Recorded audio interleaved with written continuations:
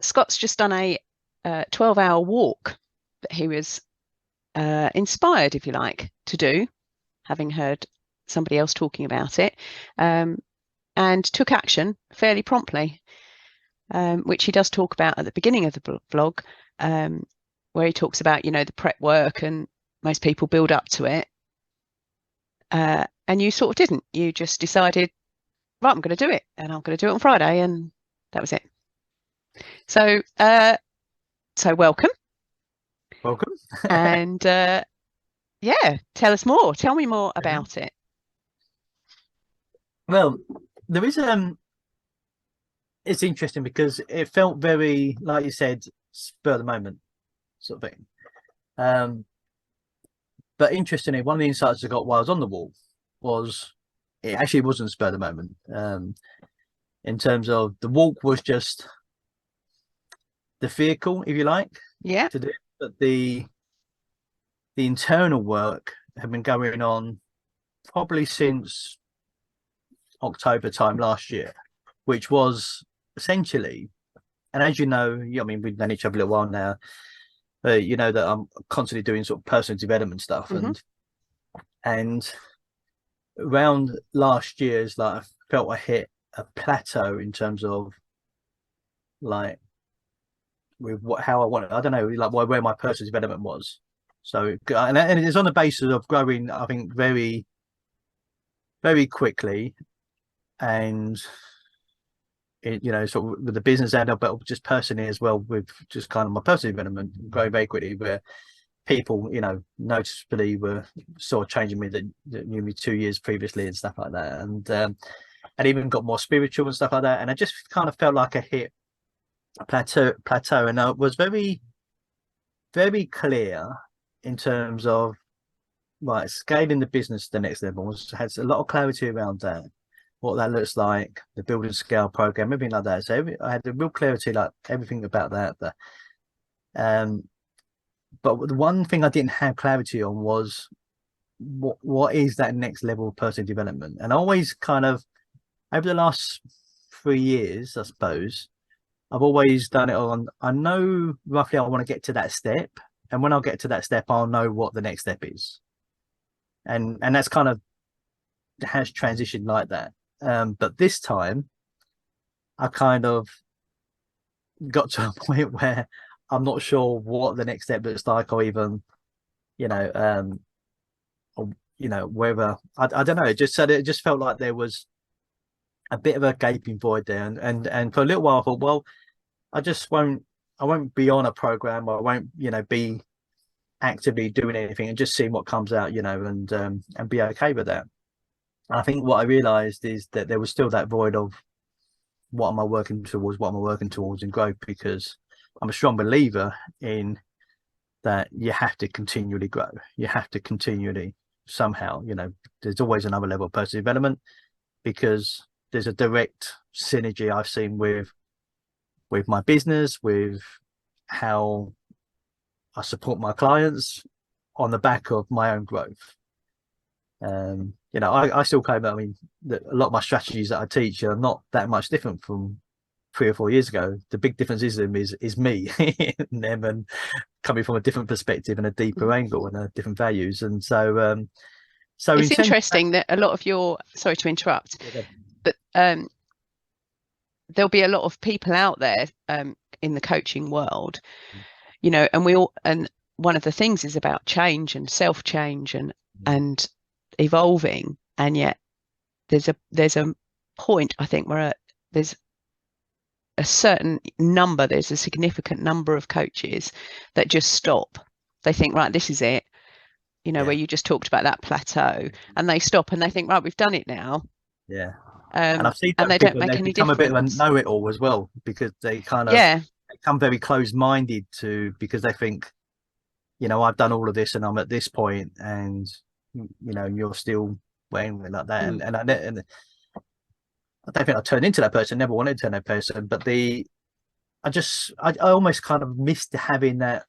Well, what am I exploring next? You know, I'm just kind of thing. And then I think when I come across this the Saturday or Sunday before, I mean, it was only seems weird because it already seems a little time ago, but it was only a week That's right. Friday ago that I did it. Yeah, and so it was only like 2 weekends ago then, if you like, this weekend before last, where um I I'd come across by accident on Instagram about this 12-hour walk with one of my mentors that was doing it, and I hadn't heard about it, and then kind of, well, that's quite interesting, and quite weirdly, I like walking. Obviously, playing golf a lot, I probably do, you know, 10, 12 miles of walking on the golf course each week, but it's a different kind of walking, obviously, and obviously walking bear as well every day, but there's Bear's his dog, for those that don't know. yeah, there's my dog, yeah. So the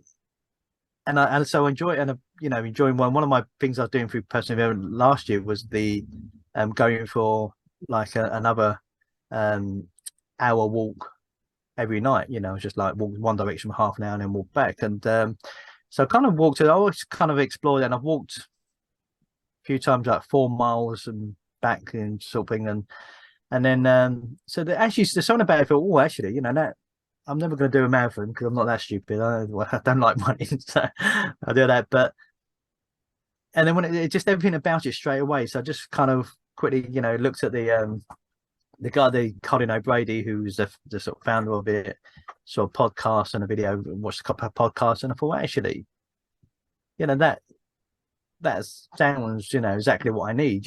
Just that, I do, have tried to meditate over it and whatever, but there was still something missing there, and maybe this is a way of bringing it out. And then I think that was like Sunday or whatever. Then Tuesday, I think just before our mastermind, yeah, I wrote down kind of these limiting beliefs that were hitting me about it, around when my legs are going to hurt and all this sort of stuff, and can I do it, and when am I going to do it, and all of them sort of things. I wrote down, just sort of kind of journal the limiting beliefs. Realized actually there was nothing to stop me. Due to be playing golf the Wednesday, due to be playing golf the Friday, and then just went, no, actually, I'm going to do it. Instead of playing golf Friday, I'm going to do this instead. And I thought that was the best way. It just felt like, so even though it was that part of it was very spur of the moment, just do it. It'd been bubbling where I've been looking for something. So it kind of felt like this is what I found that might be the answer.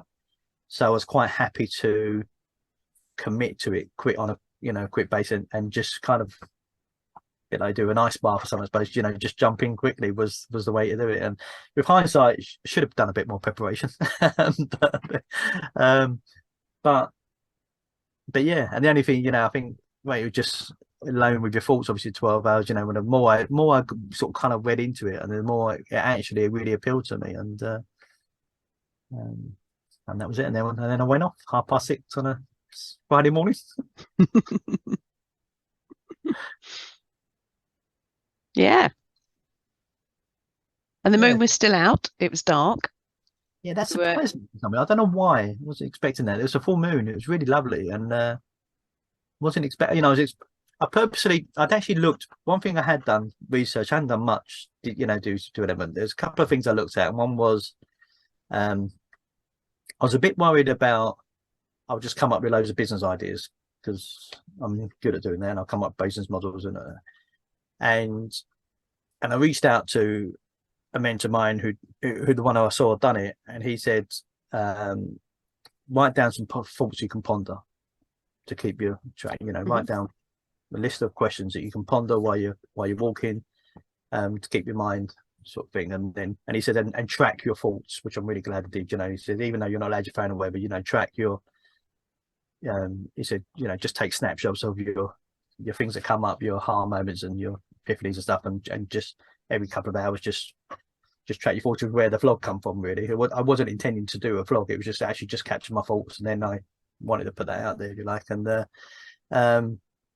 so I'm glad I did that. And then the only other kind of prep that I did was around the time. So I was like, well, it'd be nice to leave, because and most people go like, it's obviously dusk or dawn or whatever, sun ups. Most people go, well, when's sun up, sunrise, and when sunset. But there's layers, isn't there, of full darkness, first light and stuff like that, and first darkness.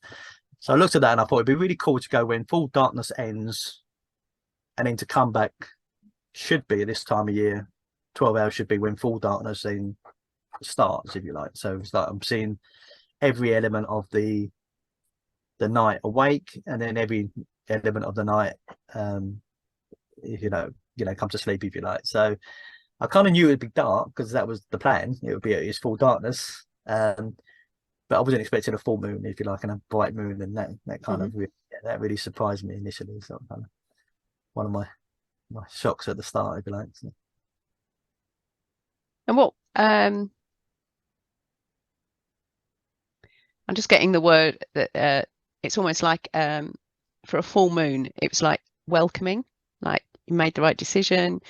You know, people a lot of people talk about the moon and the energy of the moon, and how it influences tides, how it influences so many different things in our lives, and we just ignore it most of the time, take it for granted. It's just it's a given, we don't think about it. But for you to acknowledge that as being there, like you could have had a partial moon or a covered moon, but it was significant.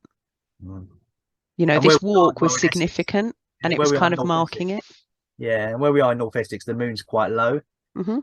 For us, you know, we're obviously same height, but it feels low for us in North Essex, and so that it's a very powerful. When we have a full moon here, there is a real powerful energy about it, and I kind of just gave into it. The first 20 minutes, half an hour walk were just really blissful. I just gave into that, and it really was a powerful energy. It was real. I was expecting initially a bit of, oh, it's cold, you know, whatever, it's windy, you know, it's like, oh, you know, only just started. But the first kind of hour really sort of, particularly when I got to the church, which is about 40 minutes away, it was just kind of a very uplifting, a very powerful one. You know, it was a very, you know, you can do this, it's just going to be an awesome day. You know, it was like really had perseverance, because I didn't have. I think I mentioned in the blog at the start, I didn't have positive thoughts really going into, because the Wednesday I fell over in golf and hurt my elbow, and then had to go to A&E with my elbow on Thursday night, and funny enough, I was already, whatever it was, whether it was broken, whether it was dislocated, I didn't know, because it was just big and swollen and bruised and pointing the wrong way. I didn't know what it was, and it turned out just to be. But whatever it was, I decided it wasn't going to stop me. That was one of the interesting. I said, you know, even if I have to spend, I don't get home to 2 o'clock in the morning or whatever from A&E, it's not going to stop me. It didn't stop me during the day because I did all my calls. I thought, I actually thought if I go at 6 o'clock at night, it'll be or around 5 o'clock at night, it'll be quieter. A&E. I was dumb. I got it. But but I'd already made my mind up it wasn't going to stop me. It turned out it was just severe swelling and bruising, and movement was good for it.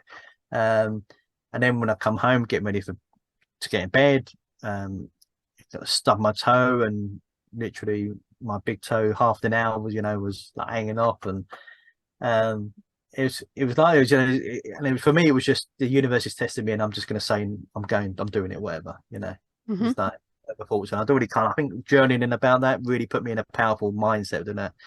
And I think that first, say half an hour, 40 minutes with the moon was super powerful. And then when I got round to the church, which is about, I suppose, about a mile and a half, just over a mile and a half away from my door, it was just coming to 7 actually, so it was about half an hour, because it was just these 7 o'clock bells were chiming, you know, and I'd never heard, so even the nine and a half years we'd lived here, never heard the church bells before. So again, that was quite a, with no other noise going about. It just felt very right from the start. This is it was like a super powerful thing to say. Got my mind into that mode of this is going to be powerful, which is everything was about it. So sounds like there was a lot of if you like affirmation from what one would refer to as the universe, outside of ourselves. So the moon, the thought patterns, the church bells ringing. You know, most times we pass a church, they're not ringing, they're not singing out the glory. You know, And then being able to, you know, around that time, you'd have started to hear the dawn chorus, you know, the birds starting to wake up, you know, life waking up, if you like, on Earth. Yeah, that was a really an unexpected but really rewarding part. Is like it was so it was so peaceful, Mm. and yet it was still like walking through like the village. You know, it was interesting seeing people kind of, you know, like the lights on in their house and people leaving for work, the odd car here and there, you know, and it was really amazing because it was like my whole life was in slow motion, you know, the moment that they were really just panicking, you know. Mm-hmm. I saw someone coming out of a driveway, getting into a car, you know, panicking. And it's like, for me, it just felt like my whole life was in slow motion, you know, a little bit. There's one interesting thought I had later on was, I think it was only around, I think 11 o'clock, 12 o'clock, something like that. And for me, it felt like it was 4 or 5 o'clock in the afternoon. And reality is I hadn't done anything, you know, and it felt like it's really, I had a feeling of, wow, it's been a long day, you know, it's like late in the afternoon, and I hadn't got up like drastically earlier than what I normally get up. So it wasn't like I was, you know, when you leave a holiday, or, you know, whether you're up in 2 o'clock in the morning, like 4 hours earlier, well, I was only up an hour or so earlier. And but it felt like it'd been a really long day and a really productive day. And yet kind of I haven't done anything. I've just been walking and thinking, you know, so but that moment. Interesting. I'm just going to reflect on that because the like we can often think to ourselves that we're not productive when it looks like we're doing nothing, like, oh, we're just going for a walk, or we're just, but you'd already been productive for all those hours in your intention, like living out the intention of, I'm doing this walk and I'm going to be with my thoughts and reflect on like how much more awareness, self-awareness and awareness outside of ourselves or oneself that you can have. Yeah. And a lot of the parts, some of the parts of the journey were, the risk of sounding really spooky, it is a bit of an out of body experience. Because you just feel there's something about right at the start. And it was one of the things I noted, actually, that I took a note of quite early on, was that nature wakes up slowly, really, really, really slowly. And so, you know, so, you know, we're always in this rush, aren't we? Like, get up, you know, at a time and get out, you know, and things. And it's just really like a whole, you know, the quietness and the experience as you're waking up with it. And I was really off the beaten track when noises started, like even the animal noises and stuff like that. It started, you know, and the birds coming up and the sun started to come up. And I was really off the beaten track at that point. And I'm so glad I was, because it really felt like it kind of, yeah, it's almost like an out of body. It's a part, I was, you know, part of my surroundings, if you like. And Well, I think we forget that we are yeah, part of the surroundings. Like we think we're not. mm. And actually, you probably, it sounds a bit controversial, but you were probably having more of an in-body experience than an out-of-body experience. Yeah. Yeah. And it was really and the self-awareness is something interesting. You know, it's So just for the those that don't know, Scott is very self-aware. He's very good at self-awareness and self-reflection. the funny thing is, I hadn't acknowledged that until doing the walk. Really? Yeah, that is Well, something that does surprise me. I've been told it, Mm. and um I was kind of aware of it, ironically, but I hadn't fully embraced it as a gift. You know, like I'm good at that, and that come out in the walk. Yeah, really, that really come out of my. I was able to. It was the self-awareness, and it felt like self-awareness was times 100. You know, it felt like it was just it was free to be, and it was like, because you had to, a bit like, I don't know if anyone, like when you first start meditating, it's really, I found it really difficult, and I spoke to other people, they kind of find it difficult, and I found it difficult because I went with someone sort of shared meditation with me, and I thought, oh, that sounds cool, you know, sounds a good idea. And then when I first did it, I actually had so many thoughts, you know. I was like, what the idea was, you go into, you know, like that. But I had so many thoughts, and it was only after about 3 months, I think, I someone said to me, I will just let the thoughts come in and then let them go. And it was like, wow, that's powerful, you know. And then when I, you know, it just turned meditation completely different for me. And it was a little bit like that on another level. You're just, I felt so aware of that, how I was thinking, and I was really thinking about myself from a third perspective. Because one of the things I wanted to do was on the walk was, well, some of the questions I had myself, but it was challenging myself, and it was like there was no, I didn't want to come up with anything that was like excuse that was down to anyone else. You know, it was like, you know, well, you know, what is my purpose? What is one of the things I pondered myself is what the what behaviors am I doing which are not aiding my, you know, me hitting my be fulfilling my purpose. You know, what are negative behaviors of mine? And there was a lot of things I pondered where it really felt I was kind of outside of my, but talking to myself, you know, as a third person rather than anyone else, you know. And it was like no one else to blame, no one else to talk to. It was just, you know, me pondering these questions to myself around, It's you like know. the me, myself, and I having a Yeah, it conversation. was, yeah. And it was through that experience that I was capturing my thoughts. It's because why I did realize, and I kind of made, I can't remember what I exactly wrote. I got it somewhere on one of my aha moments, but the um your mind does try and distract you.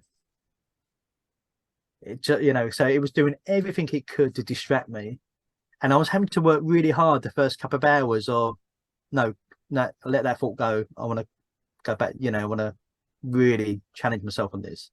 And so that was interesting. That was when I got a real insight. I felt that and I think when I've recorded my first, I actually, funny enough, I've only watched the vlog back once, if you like, when I did it, just to make sure we're swearing in it and the edit, you know, just, and I didn't edit it, I just pieced it together and that was it. Um and and it was really weird when I watched the not when it's in the house, but the first part, my first kind of after, and that was sort of 2.5 hours in. I think it was just over two, just over That's 2 when hours you in. were in the bus stop. Yeah, yeah. Hmm. And I really felt, I could see it in myself, the enlightenment that I had had, that had been a life-changing experience already. Watching that video You back, it just, physically, your face changed yeah, from what yeah. you. I could even see it myself, which is really, you know, that was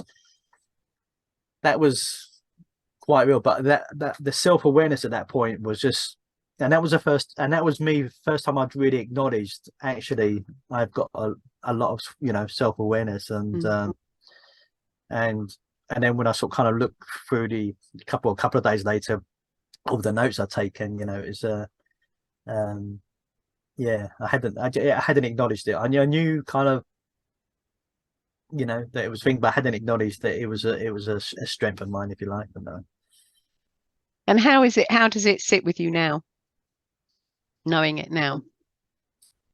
um it's difficult to say really, because I've just more confidence in it, I think. Hmm. It's the trust would probably be a word that springs to mind that I'm hearing coming out. You know, it's the um the thoughts. It was interesting because I had this mindset that I had these questions to ponder, and I didn't really want to. There were nothing to anyone else. It was about me and that experience in it. And I did think that it would be all about business. To be honest with you, I thought I'd do this one, and all the stuff would come out around business, and then I'd do another one about life stuff, really. And it wasn't like, it was a real mixture of both, if you like. But everything kind of that come to me, it was like, well, it's just not business. That's me. That's my essence. That's my being. You know, that's showing up as. Um and that bit really felt, yeah, just super. It gave me a trust element now of kind of a lot of the thoughts I had that come up that to key off is going really like from a confidence level now. You know, like I actually almost trust my self-awareness a lot more than I do. Um, you know, and thoughts that go with things, you know. So there's been a couple of instances as well where things have um come up, and I've let myself be in the moment, create what I want to create, not knowing. One of the interesting things that we're doing, been this close over time, is had people joining the Build and Scale program get an onboarding strategy call. Now, what's interesting is majority of people that come on them, it's the first time I'm seeing them, like meeting them. Wow. Like, so they're either coming through Jess, who's brought them on board, or like the one today with Roberto that just, you know, replied to a post. We've had a messenger thing, but it's like signed up, and it's the first time we're speaking to each other. And then it was interesting. So the night before, the day before, when I went to, I had my elbow, right, and I was like, because I journaled it, and I'm not gonna let anything stop me doing it on Friday. When I come to Thursday and I have my elbow, and I remember I had a call with Susie in the morning. It's like, she's going, "Oh, you got to go to hospital." I'm going, "No, I've got calls to do. You know, I've got Eddie to talk to. You said, I think Becky was there one, I think, on that day. But I'm going to do all of them, and then I'll go, and I'll have dinner, and then go to the hospital. You know, it's like, so kind of, and I wanted to be in the moment and then think, you know, and then that night, interestingly, that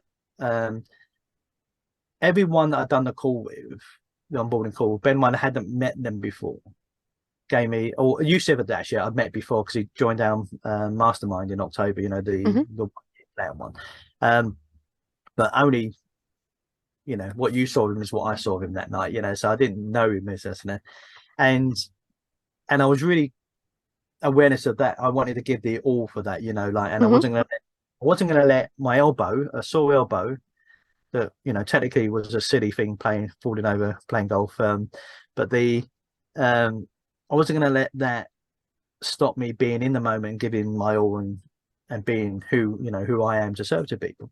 And it's interesting, every one of those unsolicited gave a testimonial, if you like, about their experience, and it really got me through on Thursday night when I come out of the hospital and was getting in the car.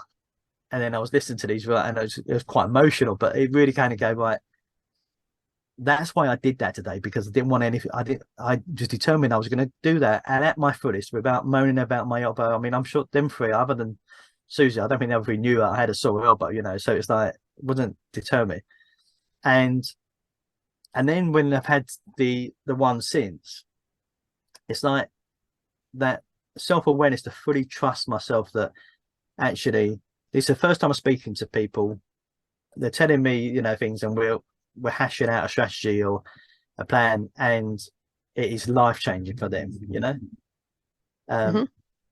So in terms of that, from the self-awareness is not, it's really weird. So the self-awareness hasn't just transpired to me. Something I've noticed differently is I'm able to see it in other people.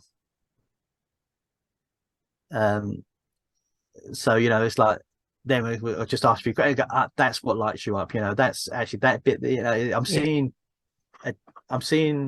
something different that I didn't see before, with real clarity, if you like, you know, with someone, with people just sharing me what, you know, I've never met them, don't know their business, they're sharing me their problems, you know, their background, and then just to be able to go, right, bang, actually, you know. And I think Becky mentioned in one of her ones, you know, it's like, she said, you know, I kind of just ask questions, and then I went, like, 20 minutes and kind of mapped out the next 5 years, you know. It's like, with real simplicity and clarity, you know, which is what, yeah. And I think that's the other thing as well with doing the work, is the things I talk about, I change myself. Do I really simplify things for people and stuff like that, and all that sort of, the awareness from that sort of stuff come out really, just, I don't know, it's just given me another level of confidence, I think, to really trust the person I am, you know, the being that I am.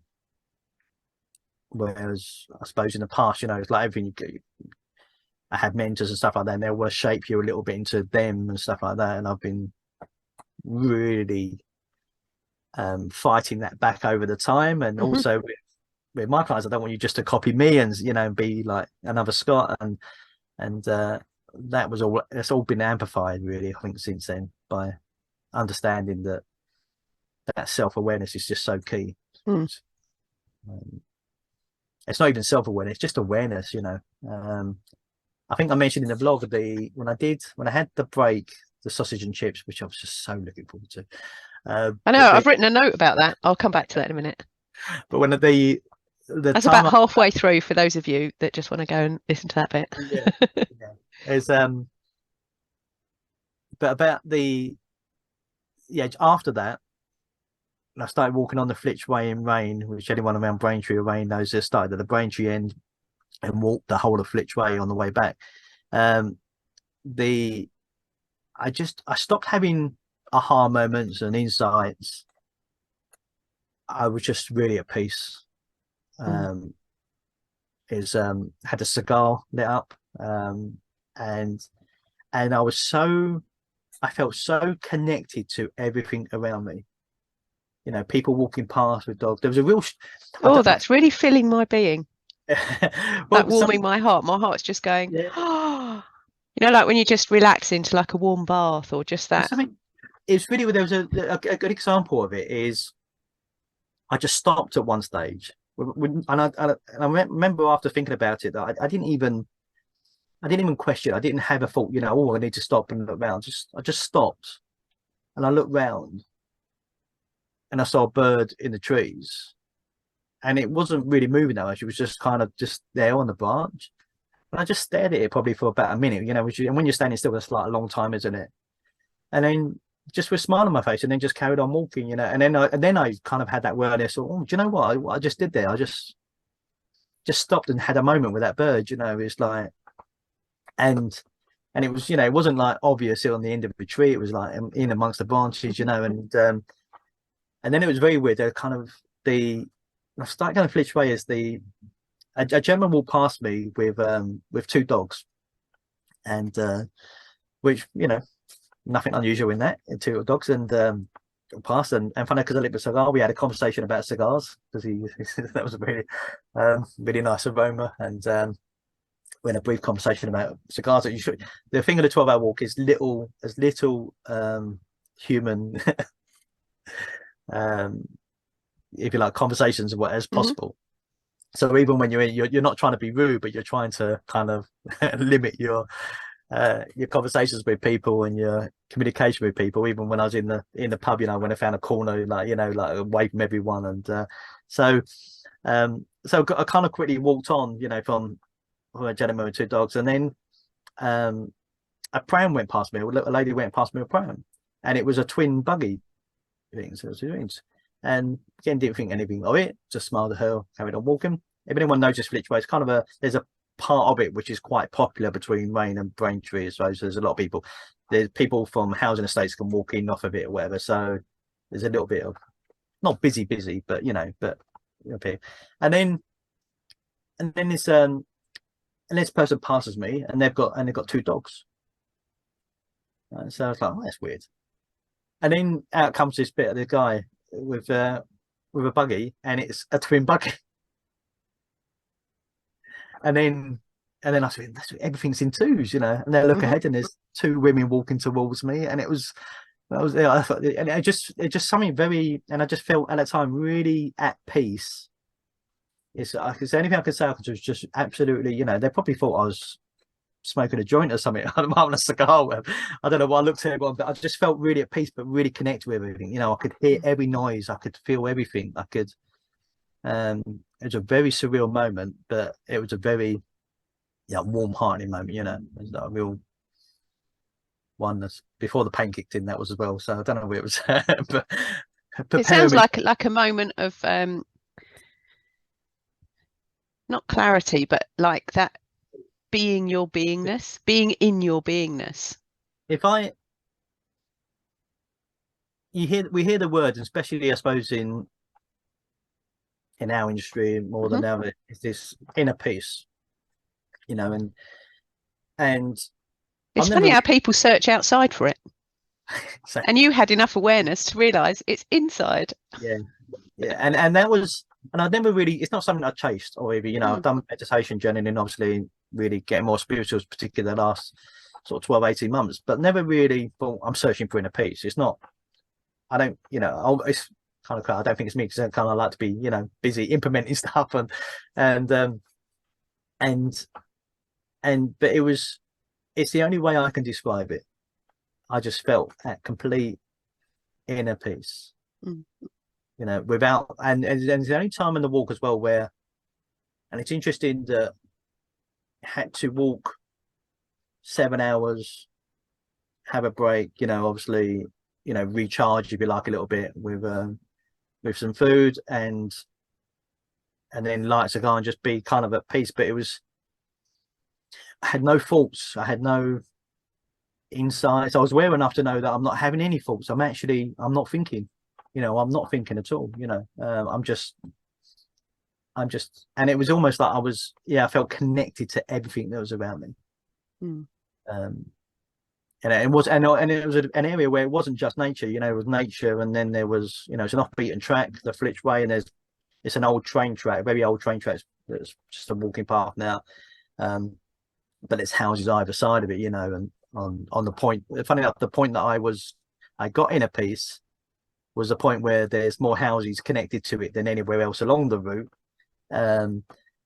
But I just felt connected to everything, you know, hearing things in the gardens, hearing, you know, nature, you know, just it was quite a surreal moment, but a real peaceful moment as well. Yeah. And have you been able to connect with that, to continue that since then, to experience it? Not to that level. Mm-hmm. Not to that level. I think to get to that level, you've almost got to completely drain your mind and your body to get to that level. But that's my feeling now afterwards. It's just like, could I just come in to do some deep work, you know, and just go off on my own, and like in the office here, and go to that space? I'd find very difficult. I think part of it was that I drained my body. I'd gone past a point of which I thought I couldn't go past. So I was already in kind of, wow, you know, I've knocked down some limiting beliefs, you know. Mm-hmm. Because it wasn't also, it's about, funny enough, I had no concept of how many miles I would do. And it wasn't about, I want to do 40 miles or do 50 miles, whatever. It was just about the time, spending that time alone and the thoughts. So there was no concept around trying to do as much mileage as possible. It was more just, you know, go off the beaten track of it. And then kind of that point of which way I'd hit, like, for me, I thought I was thinking, you know, 12 hours, I'd probably end up, you know, once a couple of breaks and sit downs, and I'd end up doing, you know, whether I do 15 miles, 18 miles an hour, you know, mile and a half an hour, you know. I thought, you know, once you slow up and stuff like that, that was my fault. And taking the break. So I got to that point, and I think I'd hit the 20 mile mark. It was kind of already, wow, you know, if you said to me on Tuesday, you know, or the Sunday before, you're going to walk 20 miles, I would have gone, no way, you know, no way I can do it. And so, you know, and so at that point, it was kind of, I'd already gone through the limiting beliefs, I think. And I think body was tired, been recharged a little bit. Mind was almost exhausted from the amount of thinking, if you like, and deep stuff. And, you know, when you go deep, you get tired. And I think it put me in that state where,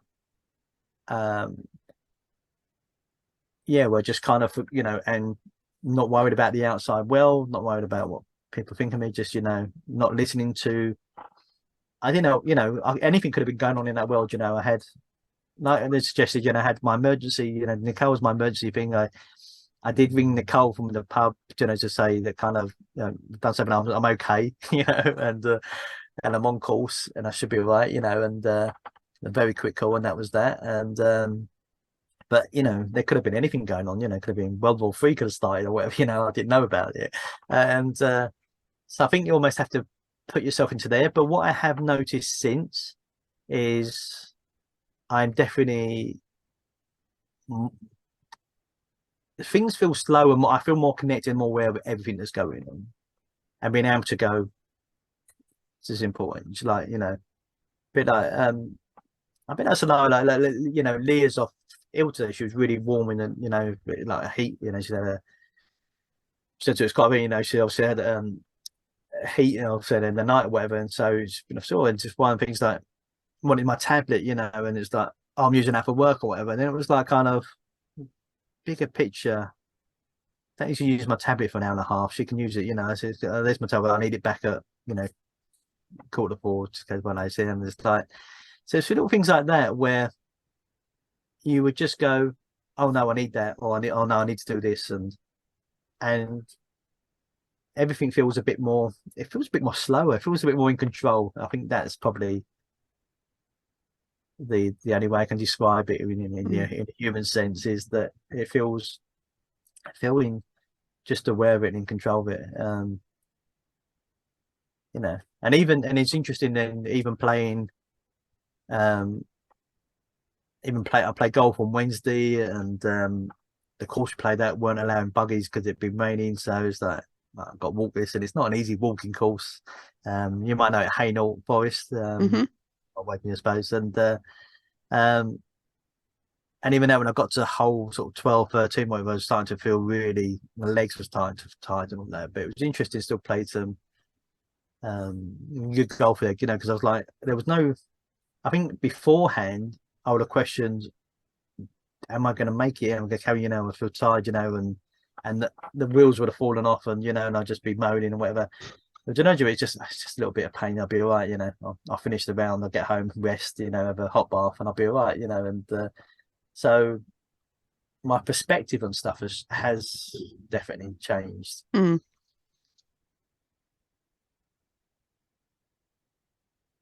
There are key words you're saying, so I'm just making notes of them.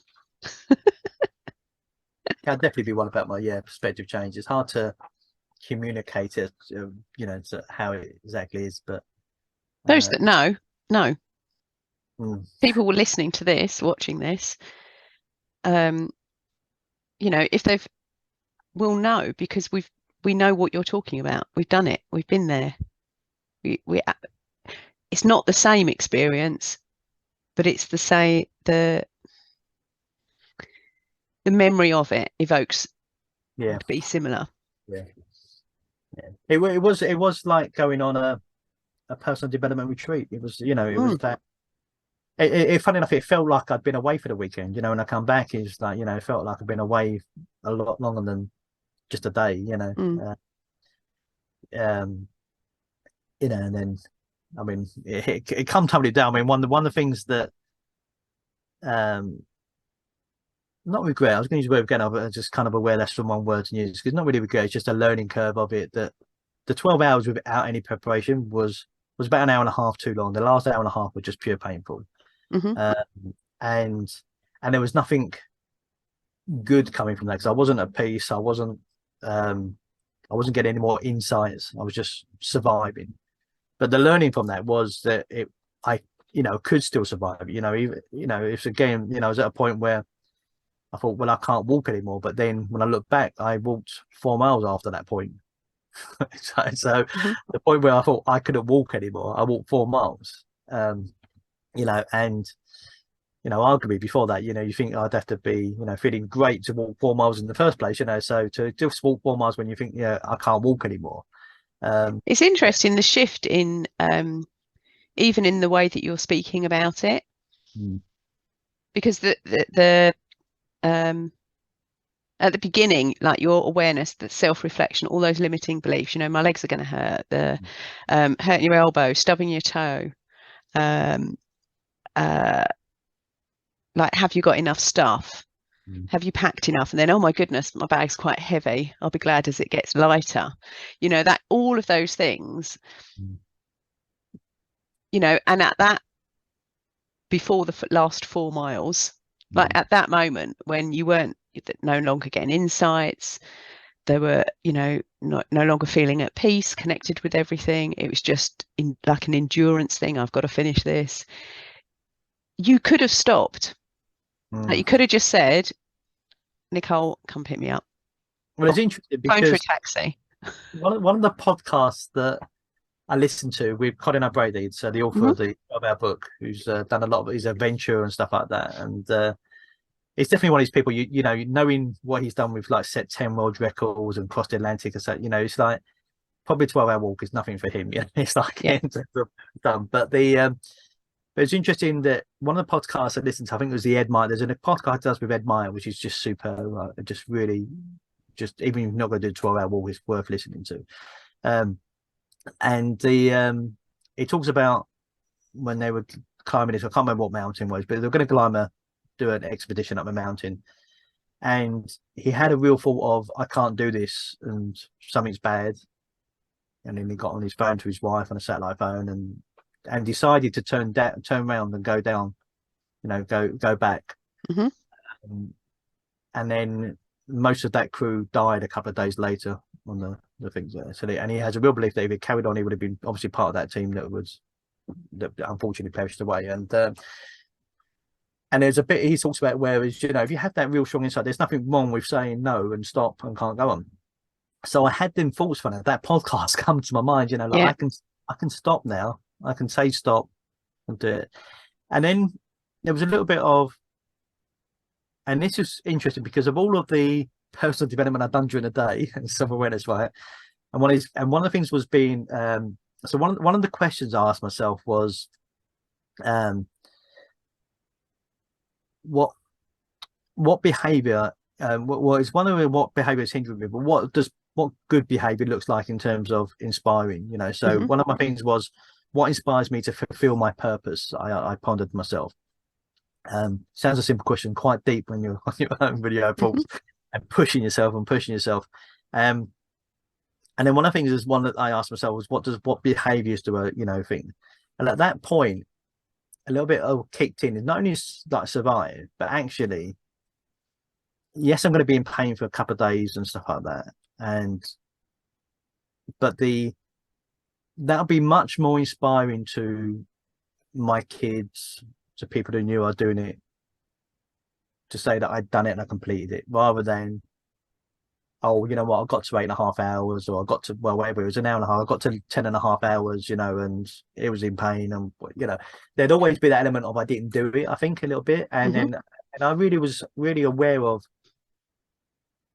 what would, how I've squashed so many limiting beliefs. But I don't want my kids to be thinking, oh, but you called a cab at an hour and a half because you was in pain, Oh, there was something about, I needed to, on the app, you have a timer thing on the app that you start the 12-hour app, and that little image I had on Facebook where it showed like completed.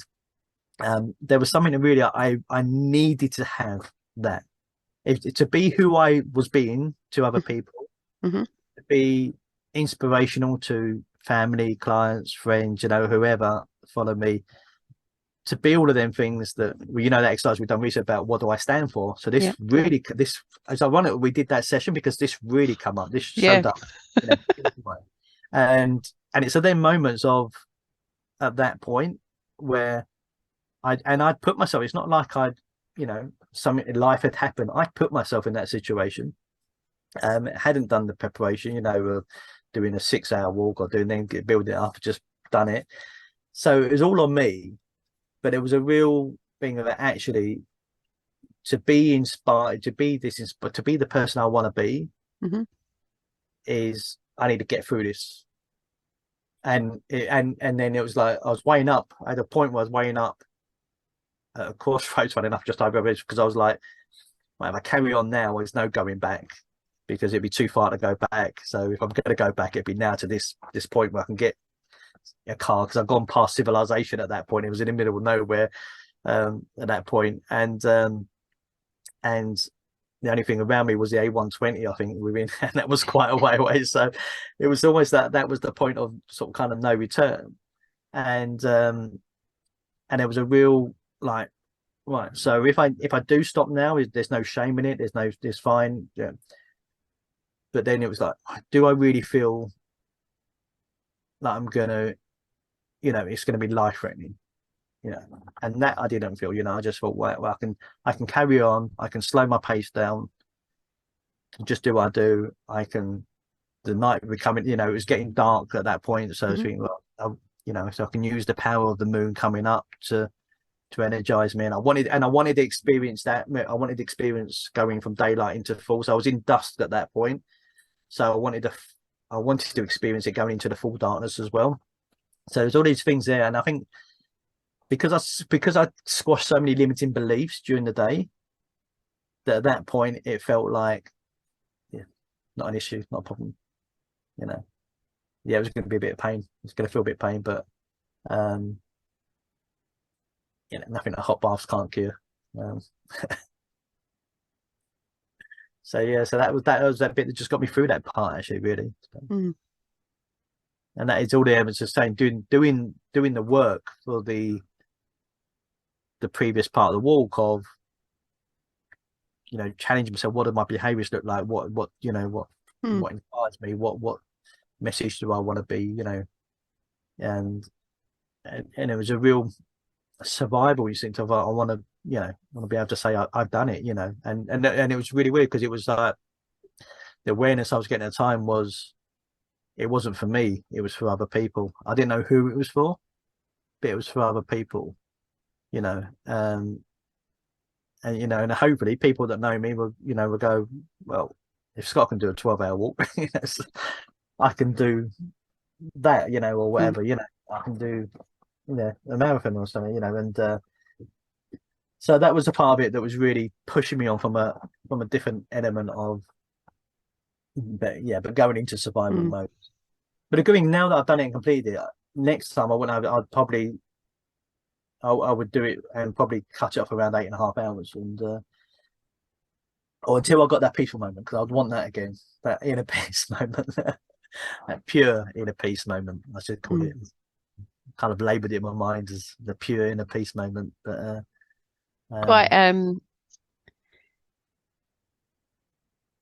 it's very, yeah, I know what you mean. It can be very difficult to explain because you have there's nothing, if you like, that you can compare it to, because you have no wants, no needs, there's no desire, there's just being and awareness and space and freedom and it's interesting, a 12-hour walk, because it does chip away a little bit as well, because you know your first thoughts about, you know, what my purpose is, and you know, mm. what grandeur of things come out of your mind, and Yeah, I was then aware of that with as you're like the notes I've taken. It's like as I read through them, and it's like very superficial, very like in this on the earth plane, very, oh, now we're starting to go deep. Oh, now we've fallen down the hole. Now we're lost in that yeah, space. And like who it's you like your become. magical wants, you know, and that's where that come out of magical wants, because of the um a, a Ferrari passed me, and it was interesting that the at that point I realized that, you know, all I want is a pair of socks, and a new fresh pair of socks at this point. That was like, is that all of these things that, you know, you walk out, you go, oh, you know, the stresses of life and everything that's, you know, going on, whatever. And then it's like at that point, all I wanted was a fresh pair of socks, you know. And then it turned to, you know, see, as a vlog, it then turned to, well, actually, all I want is a sausage and chips now, you know. So, and it's really funny because it was like a real. Then when I was planning out my sort of journey, when I got to Gosfield, I think the third part of the vlog, if you like, so the second part of the journey, Mhm. um, it was right. Okay, now it's more tactical. Like, where do I go where I can go and get a pair of socks and a hot meal, you know, and sausage and chips? You know, it's like, well, I'm walking in that direction, yeah. So, because I know, you know, if I go that direction, at least I can. If I don't find anything on my path, I can go off that way, and but you know, so it got it's interesting that yeah, again, it's kind of all this, just say, like all the superficial stuff goes, and you just kind of you just, you know, what you really want, if you like, because the And trim. interesting because um a lot of people that I talk to, they talk a lot about manifesting. I know you're very aware of the power of manifestation, um and it was certainly something when I was watching the vlog that kind of energized me. I was very aware of that, like an underpinning energy, like if I was listening to music, it's like a note that I would hear throughout, like the beat of a drum, if you like. It was very much around this, your ability to manifest, like your true desires, what you truly serves you. Mm, Like you either manifest the opportunity for that or go and get it. Like mm. it happens And for that you. was And that showed up when you were talking, because very early on,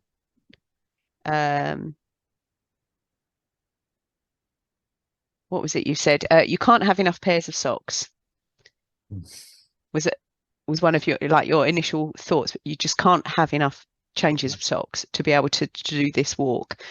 And then not having more changes of socks, and then manifesting the ability to purchase more, because we can all do it. And this is how easy letting go of the need to control how it manifests, like the what of it, but just the follow the desire of it, and it will appear. Yeah. And again, that point as well, there was a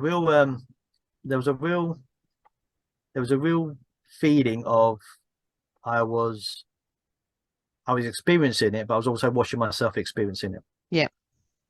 If that makes sense. Yeah. And even the socks, it's like, oh, it's like I got my size up. Good. I mean, for me, it really represented like that energy of change. Yeah. Like people, like especially this time of year, beginning of the year, New Year's resolutions, people do this whole thing about wanting to change, the desire to change, and yet the struggle with change. Like, and we get taught it that it's, change is difficult. You've got to do this for X amount of, and it isn't. It's as easy as changing your socks. It's as easy as, it's like that in one half a day, and I suppose reality is a 12-hour walk. I think the reality of it is it's not a 12-hour walk. It's a weekend. I hadn't really recovered until Monday. Really, it's like I was in a lot of pain when I come back and dizzy. And my thought was when I was coming back, I'll get home and I'll have a hot bath. It's like I spent 20 minutes, lying on the kitchen floor, literally butt naked, and I could have quite easily stayed there for the whole night, by the way. Then crawled upstairs and then obviously recovering the next day, and then it slowly got better. And then before sort of Monday, sort of, we feel like fully recovered a little bit. But also before that, the decision you made, because wasn't it one of your friends asked to go to have a lift home or something? Was that with that? No, that was something different. I don't know why that's.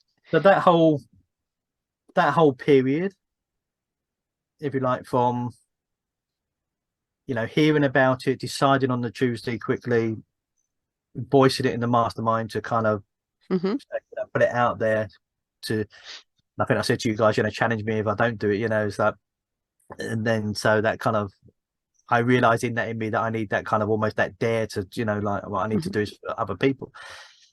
And doing it and then recovering it is, that has changed my life in just such a different perspective and outlook, and and the very final one, I think I said it in the I did put up on my post, if you like, that the very final one was, it's like, and funny enough, Colin O'Brady, who actually, when I put it on my Instagram, replied back to me, actually DM'd me on it, but I had and shared it out, but the couple of days for a couple of days of pain, but it's a lifetime of lessons, so it might be a couple of days of pain, but it was just a lifetime of lessons, in a very short space. I think I said it like the pain will last a couple of days, the life lessons and insights will last a lifetime, And are there any insights you'd like to share?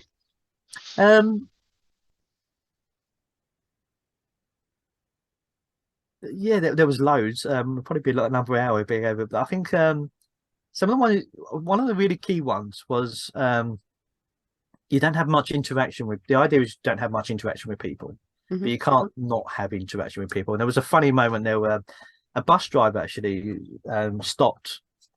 Said, do you want to lift? And because he saw me walking. We're in a very country part of the road, and I said, no, I'm doing a walk. He said, where are you walking to? And I said, well, I'm doing I don't know. I said, I'm just doing a 12-hour walk.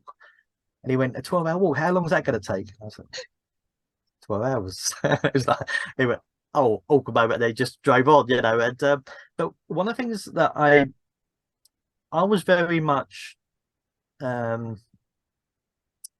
I don't know what it was. I just felt very happy for the whole day.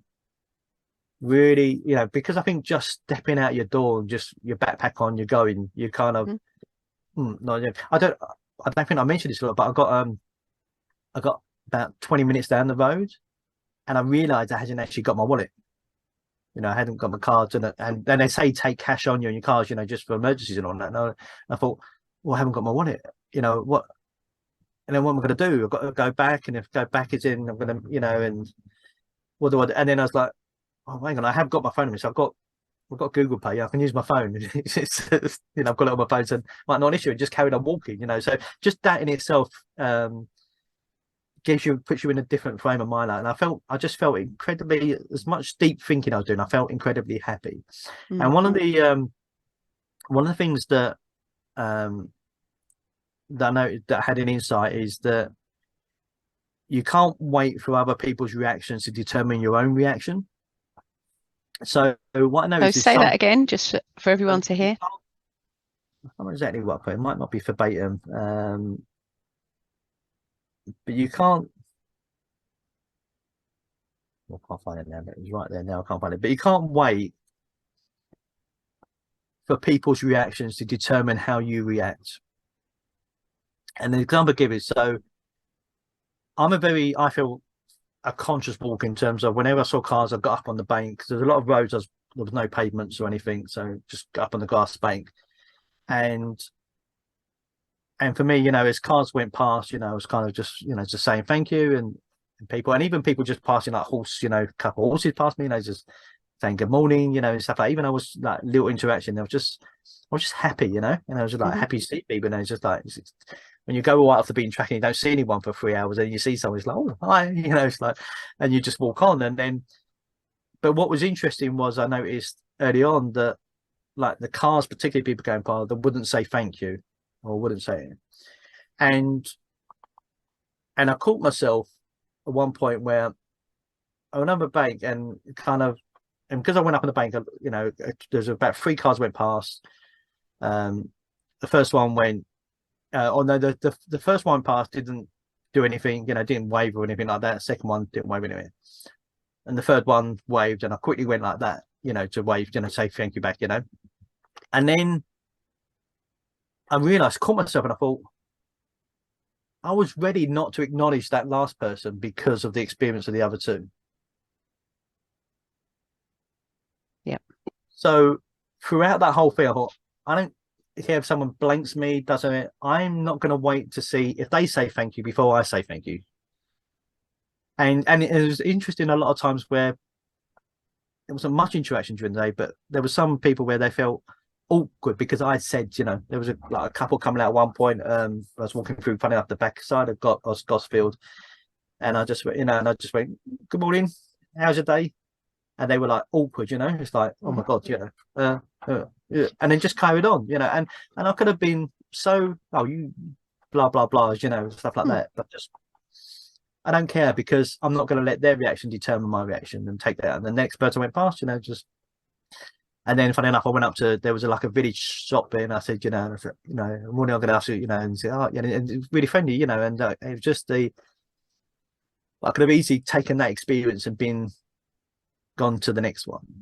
And that was a really insight for me, that whatever your reaction want you to be, you want to be someone that doesn't say thank you to people, or you just want to, you know, and I'm a fairly introverted person, so I'm not an extrovert at all, but I caught myself in that moment that I was allowing other people's reactions to determine how I react. And so I wasn't being who I was truly being.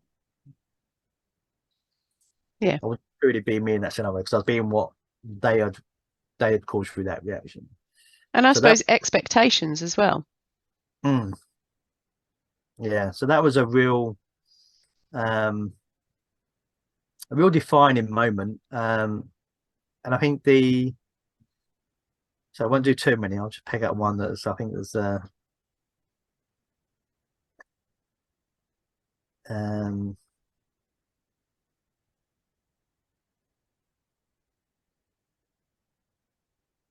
yeah, so that was sort of, don't wait for other people's reactions to determine your reactions. That was what it is at the time. Also, so the other thing as well, I think that was really powerful from a business and everything perspective that's supporting like is don't let the world around you dictate your pace of being. So that was, I've always felt I'm swimming against the, what's a salmon when I say swimming against swimming against the current. I've always felt like that from a little boy, always felt, in my family and everything, felt like the odd one out, and always felt like I was different in whatever way, and and had a lot of negative connotations to that, if you like, from when I was a kid, and the part of that is always, it's like this hustle grind and stuff like that, and whatever, and so there was part of me questioning about, am I working hard enough, right? Because I'm quite open about, I work Monday, Tuesday, Thursdays, and play golf Wednesdays and Fridays, and family stuff on the weekends, right?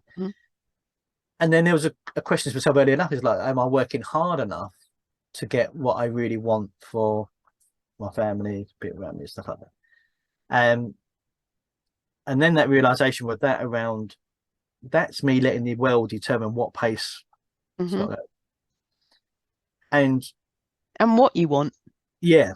And I'm a different pace. So Monday, Tuesday, Thursday, I'm quite full on. I'm, work, and Wednesdays, Fridays, and the weekends, I'm quite, particularly at the weekend, Nicole probably testimony that I'm, sure often says to me sometimes, like say, are you in a mood or whatever? It's the and the thing about reactions, I tend to let the Liverpool's result react how my mood, if you like, on a weekend. But it's just, I'll go into a very relaxed state of mind, so I can be different, and I can be different on the golf course. I can be different in whatever I want to, whatever situation I want to be in and whatever things. And it's like just because the world says, this is all hustle and bustle and you have to do this, or, so it's again, it's being connected to who you truly are, and that includes being your behaviors in that. So that's a lot come up for me around behaviors, and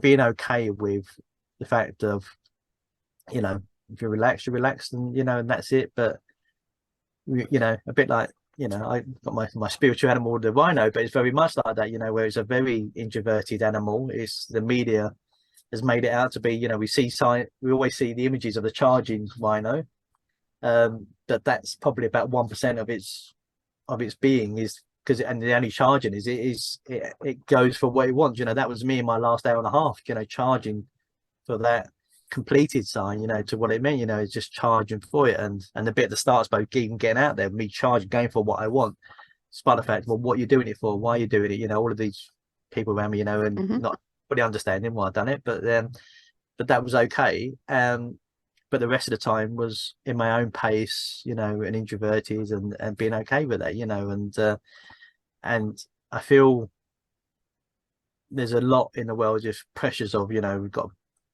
be this and be that, and and more so I feel with that, for particularly for mums and stuff like that, that are pulling into the, kind of all these labels and conditions, how you're supposed to be and everything like that. It's hands off, and I think that insight will serve my children very well, I think, because of my perception, my view changing on that, if you like, and being whatever you've got to be, if you don't figure out that your purpose until you're 64, then that's fine. If you figure it out when you're 20, then even better, but it doesn't matter. So that was a real insight. And the other one that there was almost the final one, I suppose, that I leave out, because it was almost confirmation of something that I've always felt. So we live by social media, and we want to share stuff, and I want to see stuff that you share and stuff like that, of your life or whatever. But I've always been a little bit of, it's like when I share stuff in social media, it's normally after the moment's happened. I'll take pictures and all that, but I won't share it until after the moment. And one of the things that really hit me was that I was trying to take a picture of the moon at one point. I had a really kind of picturesque thing where there was the moon and then the sun one side. And I thought, well, this would be really good. This would be a good social media shot. That was my first thing that I caught myself being, And then I was looking at my camera, the thing, and then I was looking at this moon and the sun. And life was so much more beautiful, not through the lens, Yeah. in real world. Almost felt like I touched the moon, almost felt like I touched the sun. It's like I was right in the middle, there, and I was walking this way, which is interesting. It's like walking towards the sun, away from the moon, and that wasn't planned, in the journey. That was just how it turned out. And so I was walking forward when the sun was kind of rising, got to see it, which again wasn't planned. It wasn't like I'm going to walk towards the sun. It just happened, and well, it didn't just happen because there was something obviously that made me want to do that. But there was that. I just wrote down at the time, like life in real world is far more beautiful than through a lens. And the sort of kind of backside of that is, I think, is just enjoy the moment, and you can take pictures and you can share that later if for your own thing, but it's to really enjoy that moment. And it's interesting, and it almost, it kind of realized, it's different for different people, but there was a bit of I saw someone sharing something yesterday on social media, and I really kind of felt the urge, almost like I feel like I need to reach out to them and tell them to enjoy the moment, because they're sharing this, it's like they were live on their Instagram stories, if you like, and I just kind of want to go. I just really had this real better, just enjoy the moment, as I was actually upset for them, even though they won't know it. It's like you're missing out on such a connection here. Just put your phone away, and a few years time we'll all have contact lenses and it'll be recording our daily stuff anyway. We won't have to worry about it. But I did have that. It was Be Me, wasn't it? I think that was the app with Casey Neistat that didn't really take off, did it? With a few years ago, it's just you put your phone and it records some lens automatically without you having to touch it. And but that for me, life in the real world is far more beautiful than through a lens, and sharing that narrative is far more inspiring than what you think to your people that follow you, that are connected to you on social media. It's funny, one thing I've been jostling with around is how that will show up in terms of how it, from that into showing up to something, was that we've been looking at this with the videos, doing these reels with the what do you call it, the subtitles and stuff like that, and now I'm like, no, I want people to watch the videos of me with listening to me, because that's when they're only gonna feel, they're gonna feel my vibe, they're gonna feel my energy. If they're reading it off the subtitles, it may as well not be me there talking. We may as well just do it as an AI background or whatever like that. So the fact that if I haven't got subtitles on my videos from now, I might have, like, obviously hear points, what the thing is about, but not full subtitles, and unless they're auto generated automatically from like the Loom videos, and some of them are all Facebook are auto generated. But I don't need to worry about that, because I want people to experience me talking and my energy rather than no sound. So if someone's going to watch a video with me and they don't want to watch it with sound, I'm not interested in them watching my video. It doesn't, because they're not taking it in, they're not experiencing it anyway.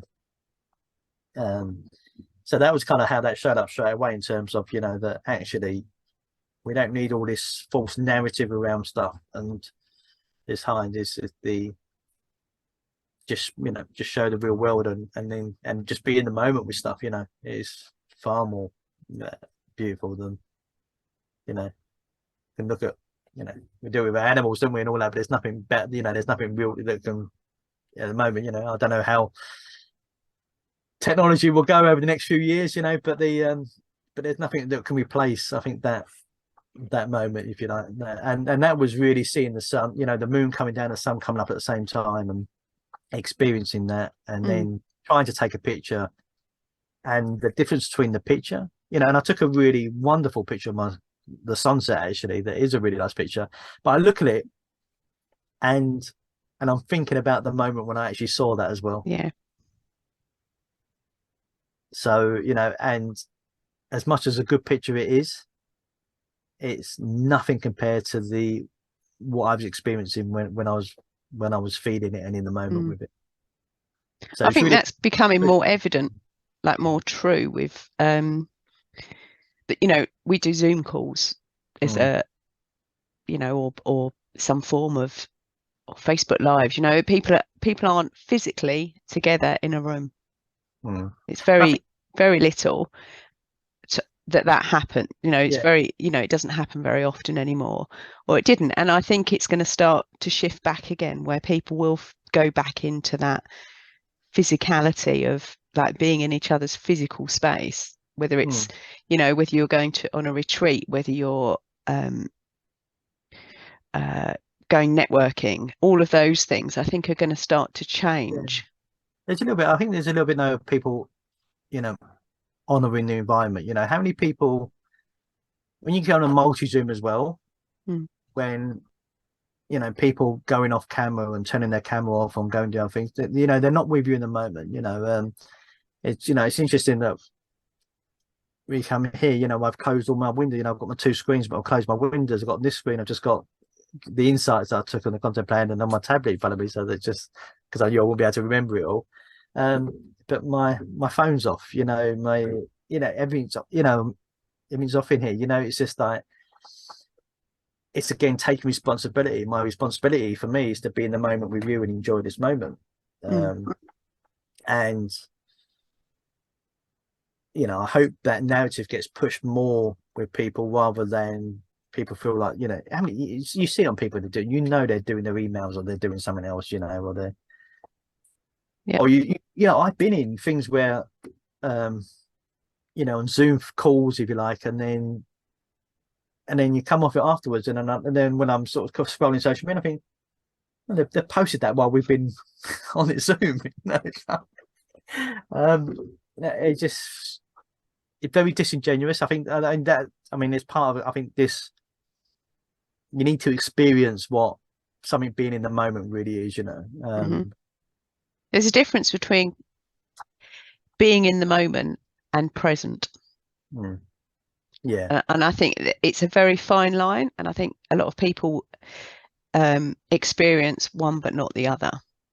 And I think it's a real gift when you're able to experience both at the same time. Like, it very much sounds like you were able to experience that, and not just experience it but be it. So the fact, you know, like that ripple effect, that, you know, that vibration, if you like, that ripples out of you, that echoes out of you, is reciprocated by the universe, which you know, which will ripple it back. So you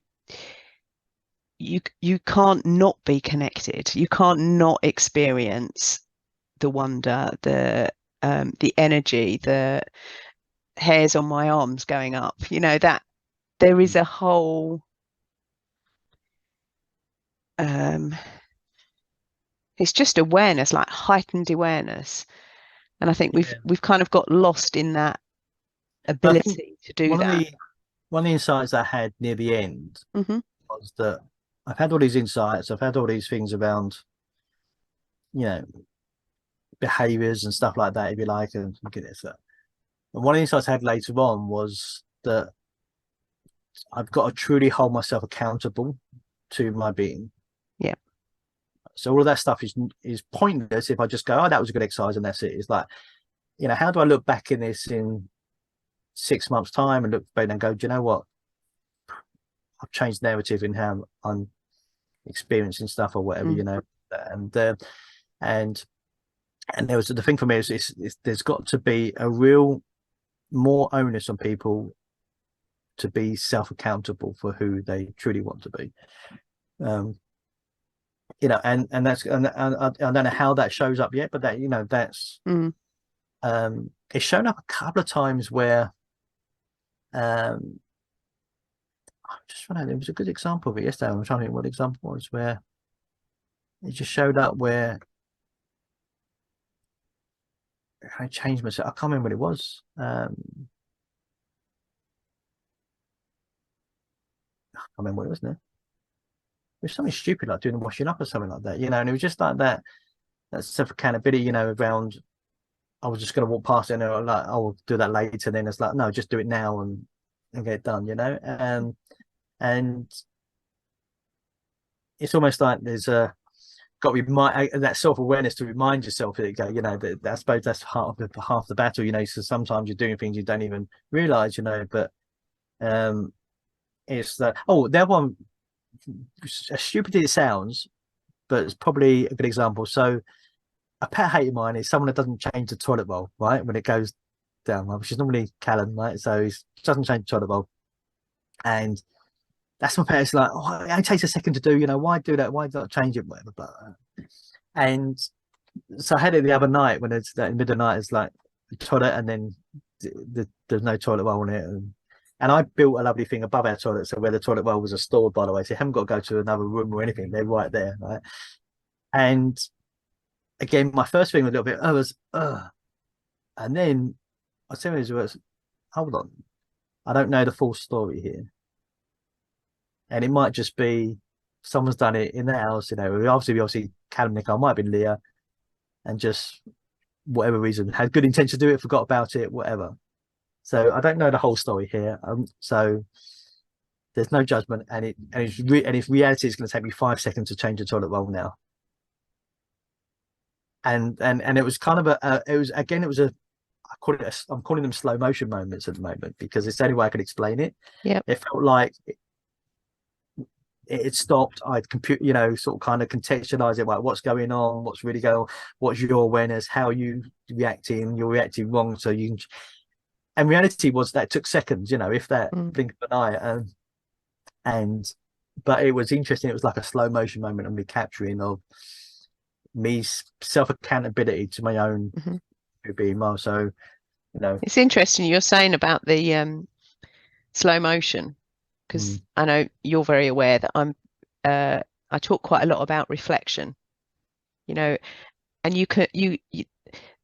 you see the reflection in the stream, in the river, in the water when it's still, when it's in slow motion. When it's rushing and going fast, you can't see that, you can't make the reflection out. It's still there, but you can't make it out. Just by that awareness, just the, like, it sounds so tiny, like, what do you mean just? It's like just is so easy, and yet how challenging that just can be. Yeah. Just giving yourself a moment to slow down. I mean, you know, I'm renowned for people, you know, people say, oh, she's so slow, you know, everything she does is always in like slow motion, and you know, I like being present, I like understanding, and I am slow. I'm not, you know, super fast, and yet there's other things where I am fast and I'm quick at things, and I go too fast.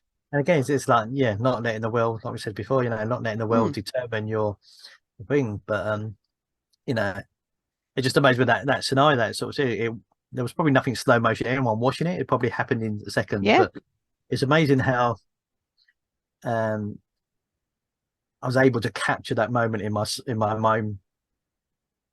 With the awareness for you to be able to even catch yourself. Yeah.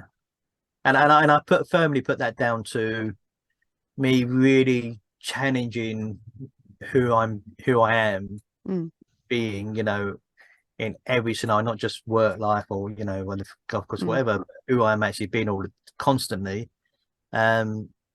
which, you know, I explored on a 12-hour walk. You know, it's just like that deep. There is something about the whatever it is this, because I've done, you know, obviously done a lot of times, gone into deep work and stuff, but there was something about going into a walk, you know, with that rule as well. The wonderful thing about it is the rule of, and it's, I'll say the first few hours, probably the first 3 or 4 hours, it is very, very difficult not to look at your notifications. Right. And then it's even more difficult when you go to capture something on your phone, and then you see there's loads, and then I'm going to ignore it. I'm not going to do anything until I get home, you know. that in itself, again, it's a real willpower that you're not at the beck and call of other people, or you can react react to things when you need to react back. And if there's anything crap going on in your life with emails, it's all still going to be there when you it's still going to be there. I had one of the missed calls I had was from the GigaClear people, so a new broadband thing we're having in, because we've been about 75 megabytes, and finally in a middle of nowhere in Essex we're going to be able to get 600 megabytes, which is huge for us, right? It won't take me all night to upload a video afterwards and stuff like that. But one of the missed calls was there was an opportunity to have that the next day on the Saturday, because it was them ringing up saying, oh, we've got an appointment near you which is now not happening, do you want that space? And again, my first instinct was, oh damn, could have had that, if I'd been answering my phone. But then the next one, it wasn't meant to be. It just wasn't meant to be. We can wait. It's only, so we'll get on the 26th, we can wait, it's not big, and so things like that, you're just different perspective, but I'm not looking at your notifications, having that rule where you're not going to look at your phone, you're not going to think, is or react to the notifications, everything is super powerful in itself. Super powerful. In fact, then probably to the point of the next time I might not even take my phone, just take a dictation machine if you like, and then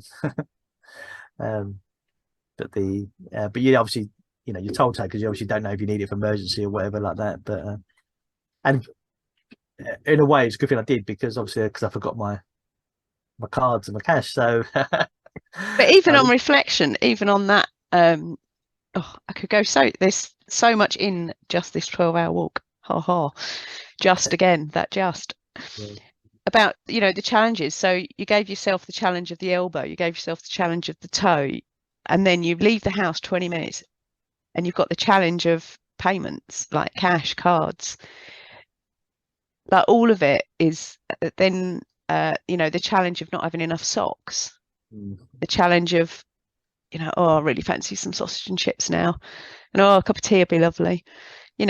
All of those things, they're reality, but they're not who you are. They're not you. Does that make sense? And being able to let go of that, I think is something that I don't know if you're aware that you do a lot of. Like, you are very naturally you've learned to do this. This is a skill. It's something that so many people strive for. It come out of my walk, actually, that a lot of things come back to things that I was doing years ago that I didn't realize. Yeah.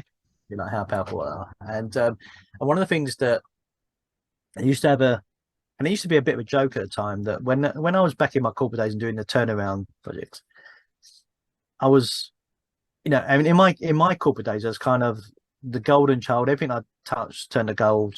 And I was a different Scott at that point. If you like, I'm different now. I used to get angry quickly, and used to react to, thing, and and I was a real dirty fighter. So I'd always, because I was a skinny kid, and my dad being brought up in the hard part of Glasgow, I always thought, just go prepare to go one further than anyone else, which has led me to do some things which are on reflection I won't, be proud of. But it's who wasn't in that situation. But but one of the things that in my corporate days, that I had this rule where I used to hate the word problem. So you get staff coming, got a problem, and I was like, no. And so one of the rules I used to put in, I was known as a bit of a my way or the highway. Before fun enough, 7 Habits, I read that, and then my complete management style changed completely. But one of the things people come to, and you say, right, I don't want to hear the word problem, right? I just don't want to hear it. And I tell you, like, nothing's a problem. It's just a challenge and an obstacle. And that, funny enough, I think has played out in my life a lot more significant than I've ever given it credence for. Because I think there's a lot of things where, and I won't go into my whole life story. It's not all, everyone doesn't know everyone else's life story, but there's been some real harsh times in there. But the bounce back has always been this kind of, well, it's just a challenge and an obstacle, and if it's a challenge and obstacle, there's a way around it. you know, and it might not, you know, the way around it might have been, well, I need to just go back and get my phone or something, you know, or go back and get some walk around. You're still part of the 12-hour walk. It's not an issue. It could have been, you know, whatever the the thing was, but it was just a challenge. And when I actually stood for a minute and went, right, got my phone, got Google Pay. It's 2023, for God's sakes, you know, like everywhere's got. And if somewhere hasn't got Google, you know, hasn't got card payment, then it wasn't meant to be, you know. And then I just went, you know, and that was it, you know, and I just carried on, you know. So it was like just giving yourself that moment, I think, of, you know, the life's going to throw stuff at you. Be able to just go, right, it's a challenge, an obstacle, and think about it. There is lots of it, but again, that come out was a different. I think it is a skill set that I've really been good at implementing over the years, but without realizing it. Mm. So there's a lot come out of it, of the if you like, self gratifying, I suppose, self gratitude, you know, around things that you know, realizing what you're good at. Actually, some stuff that you're good at is not all about sort of kind of tearing yourself down, and a lot of positive stuff from it, you know, that was a little bit of just do that more, you know, being aware of it, and saying things like self-awareness. You know, I kind of knew I was self-aware, but I hadn't acknowledged and I really experienced it to another level. That I thought, well, I'm really good. I'm really good at this stuff. You know, You are. And yeah, and and it would have been difficult for me to receive that. You know, so appreciate it, but it would have been difficult to me to receive that. I would have challenged you on that 2 weeks ago. You know, a week and a half Prove ago. it. How does that show up? Yeah, Yeah. yeah, yeah. You know, Yeah. so, It's yeah. interesting because another thing that I wrote down was, um, you know, even before the walk, and I think it's quite important. It feels like it's important for me to share this for other people who are listening to this. So when you were talking about the challenges and with your elbow and then making those calls, and the awareness that I have of your, like, who you are for your tribe, what you stand for, both for your tribe and for yourself. And one of the ones that you have is about having your back. Like, you have your clients' back, you have my back, you have, I've seen you have your clients' backs, and you also have your own. Like, you've, yeah, the elbow's sore, but do you know what? It's my clients here, I've got their back. I'm here, I've made this commitment, I'm doing this. I can go at the end. Like, they might not be able to, like, if you'd gone to the hospital first with your elbow, they might not have been able to see you at 8 o'clock in the evening. Yeah. So that kind of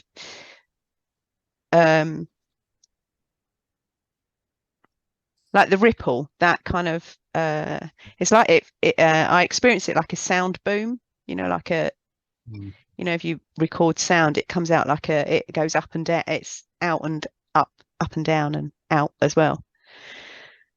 That it emanates from you. Your very being does nothing but affirm it. Like, it's constantly affirming all of the truth of you. Thank you. But I think it's important, you know. I think is something I did that I didn't realize that I'd done. You made me emotional now, but something I hadn't realized is that when and I tell you, I didn't know. I think it's over time, kind of, you find out who your true being is, or you know, there's been a lot of, say, personal development over the last probably 6-7 years, but really I accelerated it from 3 years ago, when I really got lost, when I didn't know who I was and what stuff after my illness, and after this illness, and I really just felt like you know, I wasn't being Scott, I wasn't being no one, I was being no good to no one, you know, and that go from there. There's a real element of that. You won't be able to do like an exercise, spend one session with someone and go, right, I know who I'm true being is now. I think it's, you know, it comes out things, but there's got to be a real commitment to it, you know. And one of the affirmations I used to do myself a couple of years ago, and I was looking back over an old journal, funny enough, the other day, and it came out, is I was affirmation to myself that world-class level. Mm-hmm. So at the time I was very much listening. You probably remember it at the time. Robin Sharma I was into, and Lewis Yeah. Howes. That word, world class. And even I listened to Robin Sharma recently. It was like, doing something well, and that affirmation to myself around do everything at a world class level. Mm-hmm. I was, meditating to and affirmations in the morning. Actually, and at that time, I probably didn't believe in affirmations as much as what I do now. I would say, but I stuck with it. I was like committed to doing it, and this is the commitment to the change, commitment to the habits. Even if you don't fully believe in something, they're committed to. Well, you know what? It might have a positive difference, so I'm going to try it, and I'm going to be open minded about it. And if and be able to look at the end of it and go, what? I gave it my all, but it didn't do that for me, but did this for me. And I think looking back, that if I was praising myself and looking at myself from outside, I'd say my world-class commitment to just being who my true being in Mm-hmm. every touch, has something I can be proud of. I can look back and go, I'm proud, and actually just encourages me to do it even more. I think, to the point And where, it's interesting, isn't it? Because it doesn't, when you're as self-aware as you are now, being proud of yourself isn't arrogance. It isn't boastful. It isn't. Does that make sense? Like yeah. if you'd said it maybe 5 years ago, 7 years ago, it would have, there's still there would have been some arrogance in it, or some boastfulness, or I'm better than you on it. There's something that I think that's quite significant. That I don't know again where it come from. I have a friend called Dave Neese. I don't know if you're connected to Dave. Don't know, But no.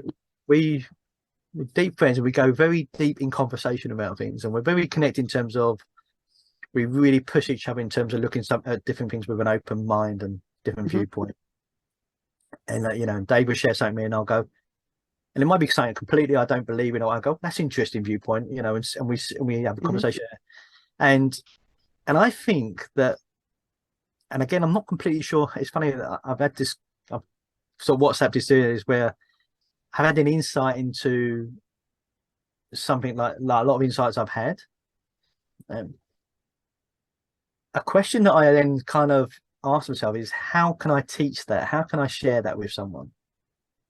And a lot of the time, I completely don't know. Hmm.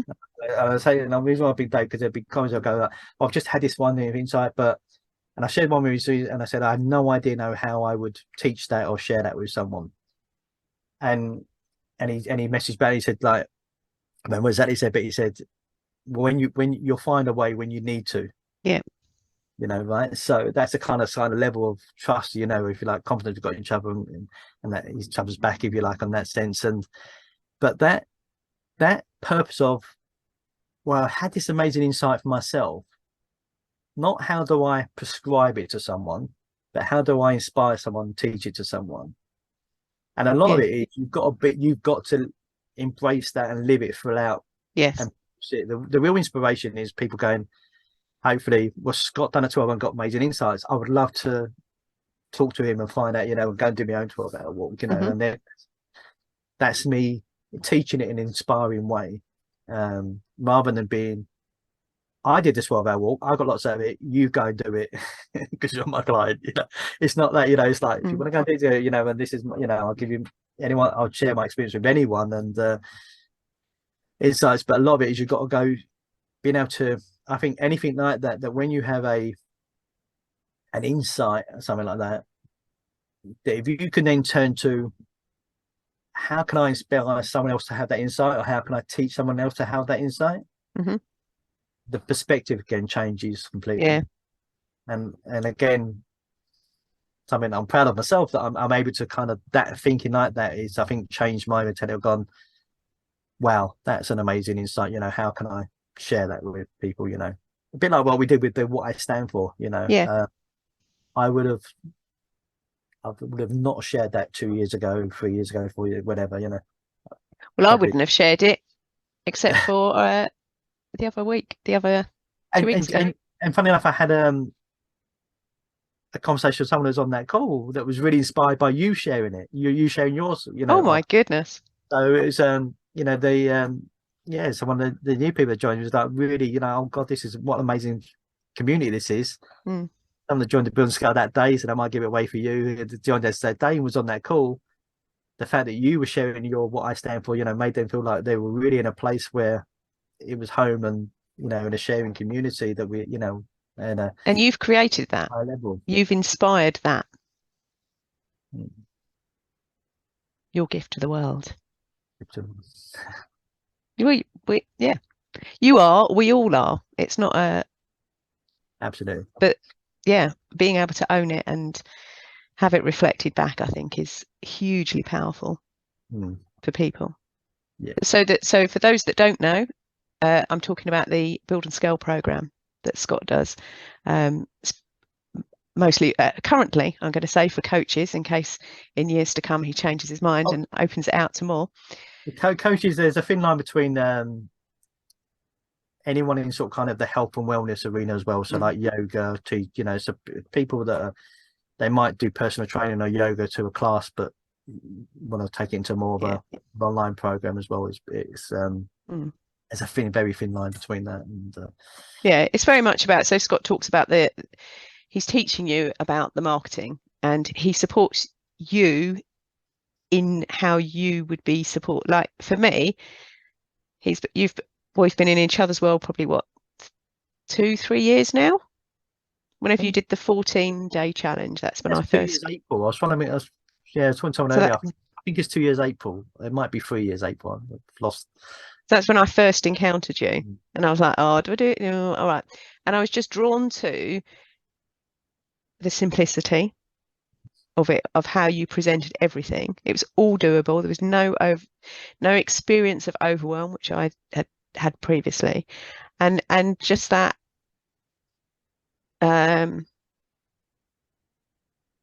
like you walk along at my pace. And then where obviously now I've just had pretty much a year where I disappeared with various grief things. It was just life.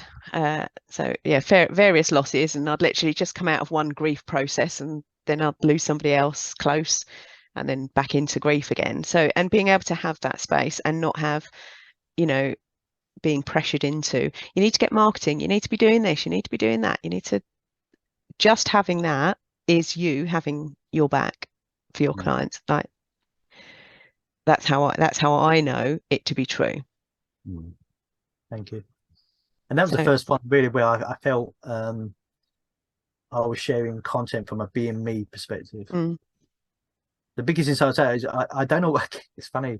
There's some things you do and you think, what? I don't know why I did that. But it was, then you look back and go, do you know what? It's like, as much as I would love to put it down to strategy, that was just kind of, it was me. But the thing where I did a live walk again. I went for a walk, you know, and just shared why I was doing what I was doing. That's all I did.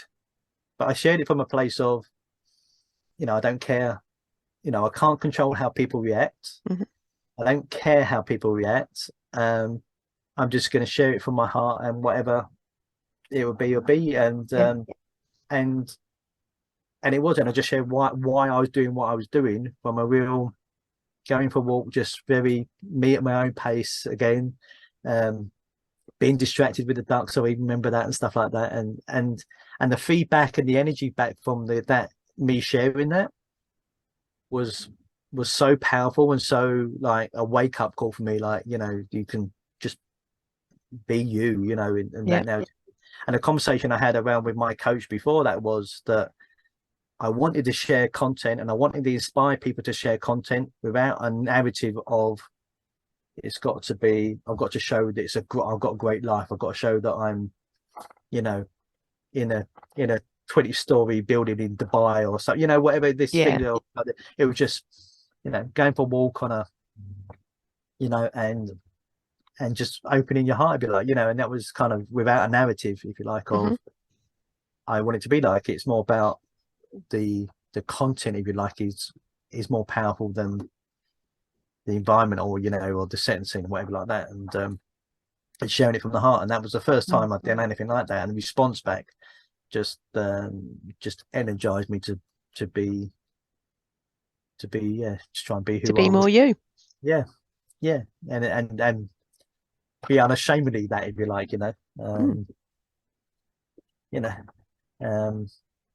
and even though I had mentors at the time that was trying to push me a completely opposite way to that, um, and yeah, I had a coach that brought it out of me, which was forever grateful for, which is Yeah. Yeah, which is really cool.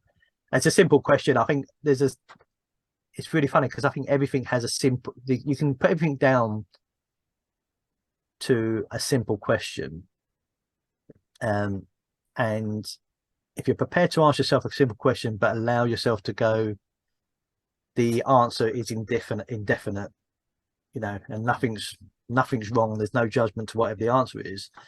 You'll get powerful insights. But the simple question of that was, if I was already at a place of where I see aspirational people like Robin Sharma, Lewis Howes, if I was already at their level, Yep.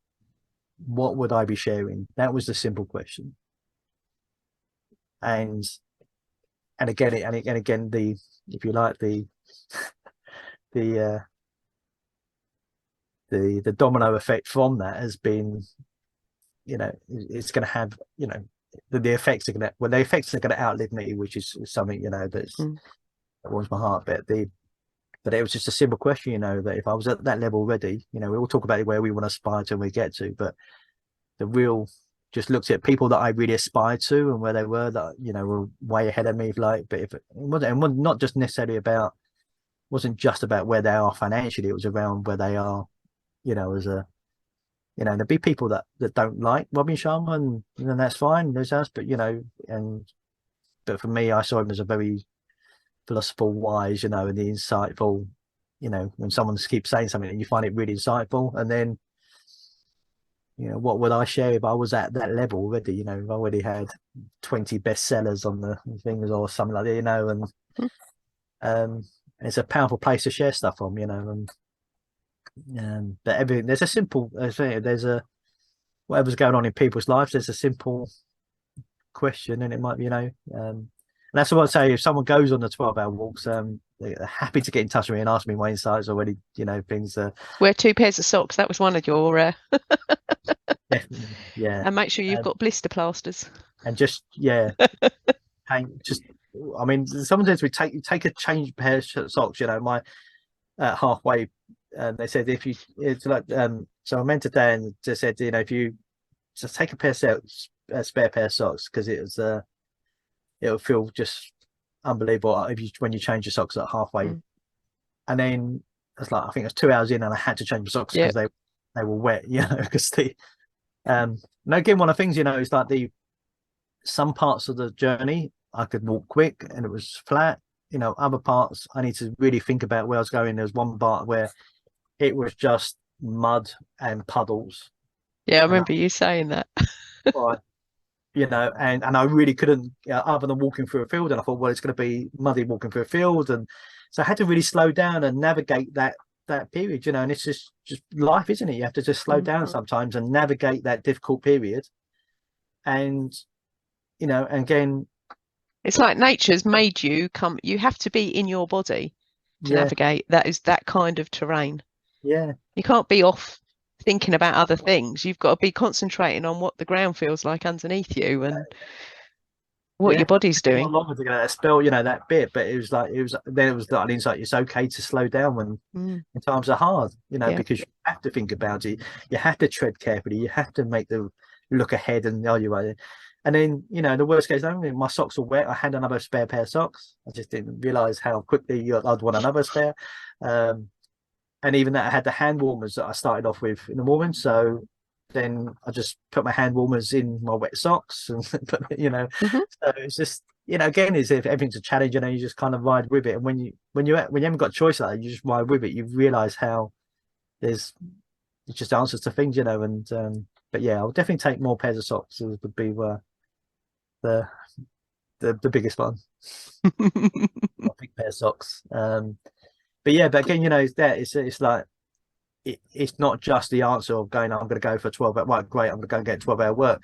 Walk. I think it's the level of commitment in how you want to challenge yourself mentally, you know, and challenge who you're truly being. And so I had a set of questions I just pondered and really, and I had to keep challenging myself. You know, your mind tries to distract you.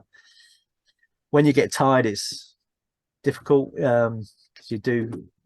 And that was, you know, that was some life lessons as well. You know, it's like it's interesting where, you know, like with Nicole, you know, we just life, you know, back from where they were just saying, you know, my mindset's changed completely. You know, it's like tired for the day and coming over rest. You know, it's like I realized, you know, that you've got to recharge at some point. You know, when your mind gets tired, I was aware enough to know that my mind was getting seriously distracted, and that was purely because my body was tired. You know, and so it's interesting, isn't it, that we don't, you know, you wouldn't let your phone go flat. Like you put your phone on charge when it needs it. Yeah. You know, but why don't we do that for ourselves? Yeah, and I've done it since, you know, in between since where I've had a scenario where, you know, what I felt tired or whatever, you know, I was going to do like I'm big on doing power hours during the day, you know, and it's gonna do a power hour, and then I was like, oh, you know what, I'll just do half an hour, and I'm just gonna go and lie in the bed upstairs, you know, and just watch videos on YouTube or something for half an hour, you know, just chill down a little bit, you know, and do that other half hour. Okay, I'll do that later on, you know, and knowing that that's, you're just going, that's okay. Yeah. And again, you know, just saying, you know, being upfront, you know, I'm just gonna Nicole, I'm just gonna go and lie down, and you know, do you want a cup of tea, you know, before I go down, you know, it just kind of being like that, aware around, you know, people around, you know, it's like, you know, and you know, whatever Nicole's reaction would have been, but you know, I shared a lot of this stuff earlier, you know, it's again going, you've got to recharge yourself, you know, that's a big you know, lesson for me, and it's okay, you know, if you're feel tired during the day, you want to just go and have a sleep for half an hour, power hour of sleep or whatever. It's you know, for me, I'm now looking at how I build that into my daily practice as well. Where I'm full on Monday, Tuesday, and Thursday, but I'm now looking at that, like, actually, even though I'm full on, how can I, you know, I do take lunch breaks, but I'm very much going quickly eat something and then come back into, you know, it's like, how do I take that time to chill out a little bit in halfway through the day? And nature does it all the time. Like you being out in nature, you know, you'd have been much more aware. You know, birds don't fly for the, you know, the 8 hours or 10 hours or 12 hours that the sun's up. You know, they rest. Yeah. As does there's a lot of insights of animals, isn't it? And you see it from, you know, your dog goes for a walk, and the first thing it does is then goes, you know, is off for the fairies, you know, fast asleep, you know. It kind of replaces itself, you know, comes back from a walk, drinks as much water as it can possibly drink, you know, and then has a little sleep, you know. It's like, well, that's it's why is it okay for them to do it and not for us to do it? It's but what it is, isn't it? And that's you know, that's the narrative that needs to change. It is okay. Yeah, it sounds very much like you're moving to a space of non-judgment. Yes, yeah. That kind of you're waking up to the awareness of that. Yeah. Of that space of non-judgment. And also, I think the thing that came up for me a little bit as well was I would say I'm not a very judgmental person. I would say after the 12-hour walk that's not strictly true. and then I'm not well classed at it, and there's more to so now, but being open to that, and being open to catch and reset myself and hold myself accountable to, or, you know, like the toilet roll, but that was me being judgment, you know, and then coming out of that space quickly, you know. You can that split second, you got that choice of how you react, you know. And it is a choice at the end of the day. Definitely. Well, it's gone on for a long time. Oh goodness, it has. Joe Rogan style.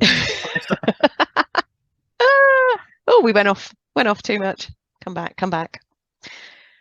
Oh, brilliant. Well, thank you very much for your time. Thank you for sharing. It really is quite you know, I've shared my own thoughts and stuff, but to have someone put it out of me is very, yeah, another part of the experience, which is wonderful. Mm. It's yes, well, I look forward to others as well. You expressing it on other people's podcasts as well, and Yeah, talking, sharing more about the insights, because I imagine it will take a while for you to kind of get comfortable with sharing some of them. yeah, that was interesting. One, I don't want to go on for another hour, but the I am going to do, even if it's for my own thing, first of all, around probably just going through my insights one by one and just sharing it. So I've got a recording of it while it's still fresh. But I can see a lot of it showing up, yeah, in the past, and yeah, and being open to doing other podcasts. I think that's need to be scared of doing that, but put myself out there. And there's a few Facebook groups then where you can put yourself up saying, you know, things, and I think that's the first part of inspiring people to kind of, you know, look deep inside themselves first of all is the next part. And Yeah. And for others, you know, it might not be a 12-hour walk. It might be something else, but it's the opportunity. It's that want, that desire, the plan, the map, the destination of where you wanted to go was for this, the chance, the opportunity to go deep, to go deeper than you can go when others are trying to take you there. Yeah. And one of the funny enough, one of the things that I put down a kind of, I asked myself a question near the end, trying to get through it, if you like, would I do this again? Because I thought that if you can answer that question, why yes, while you're in your utmost pain, yeah, is proof that it's been very valuable, if you like. But one of the things that I kind of said was I would actually like to test myself on a probably smaller scale, maybe a 6-hour one, but doing it like walking through like the sights of London, just like so where there's like lots of distractions, where there's like lots of people, where there's like different energy, that if I, you know, like could I get a different insight into stuff, doing it in a place where there's lots of different energies and negative, positive, you know, and a lot of limiting beliefs in people, but you know, but to doing it in a maybe in a 6-hour one around London is one I might change myself next quarter, because it's kind of intention to do one each quarter, but not maybe not for a 12-hour one, but doing one like in say like the centre of London when I'm walking around, so to see what if really the contrast, really test myself, if like that, can you really, even when there's lots of distractions and lots of energies, can you go full, you know, in deep into yourself, you know? And as I don't know why that challenge come out on it, but that was something that come out for me around it, around testing yourself in there. And I think it's probably because some people say, oh well, I live in, you know, in a city, so it's not as easy for me to go, you know, it's easy, you know, thing, but so there might be something like that, proving people wrong, limitations, you know.